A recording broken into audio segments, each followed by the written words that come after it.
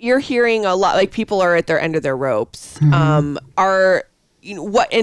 Is it overwhelm and general disgust for the other humans that you're living with, or are people actually figuring out that they maybe don't even like all the humans that they're living with? Nobody's spent this kind of time with each other. Yeah.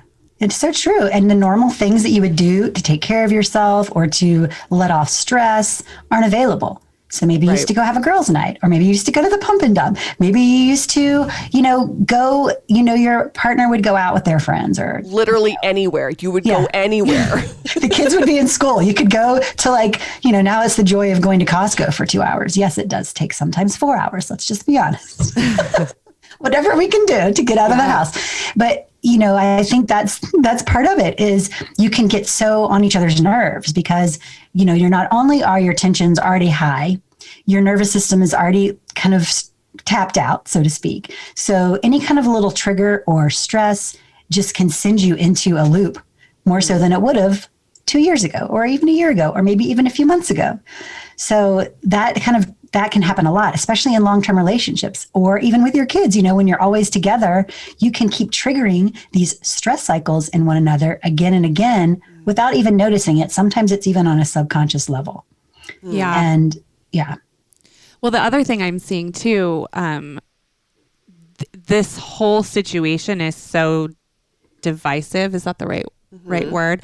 So I've actually seen somebody that I know is separated from their husband simply because their political views have come so into the spotlight during this global pandemic that they can't be, it's really shown people's true values and no matter what side you're on. And that's actually been a cause of a lot of struggle to live with this person that may not be, maybe it's just a degree of fear, right? Like maybe you're married to someone who's OCD and they are super intense about going anywhere, and maybe you're a little bit more relaxed. And there's so many issues beyond issues, it seems. Yes, that is so true. And they're compounding on one another. And, the other thing too, with regards to not ever having alone time, or say you're used to going to work and they're going to work, or maybe your partner traveled a lot and now they're always home. Your normal routines and regulation and your rhythms are all out of whack. So I think when it comes to finding harmony and like trying to recreate some kind of sense of normalcy, it can even start with what are the normal rituals and routines you can put in place to create some kind of structure in your day, because with everything outside of us so uncontrollable, that the little things that we can do to take care of our internal landscape can be so huge. Because the more we can kind of work to take care of ourselves, to at least find some small ways to take time to even just breathe, or things to keep our nervous system regulated.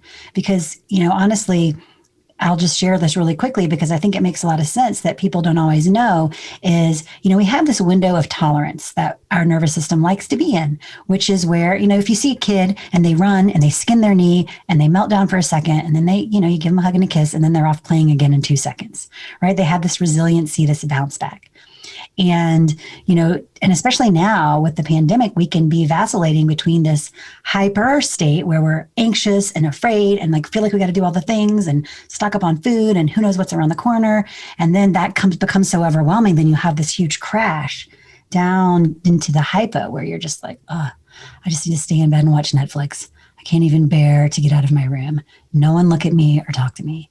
Mm-hmm. Oh, wait. But I've got to deal with everyone's homeschool, and then I got to go to blah, blah, blah. And then you go back up and down. So we're up and down, which makes that window of tolerance smaller and smaller. And so when we can take care of ourselves, it kind of widens the window so we can be more resilient. And it's sometimes when it comes to relationships and everything else, this is such a key piece that we can do for ourselves that can help those external factors. So we have more kind of an effect on things outside of us than the external has on us when we have that the bigger window of tolerance, so to speak.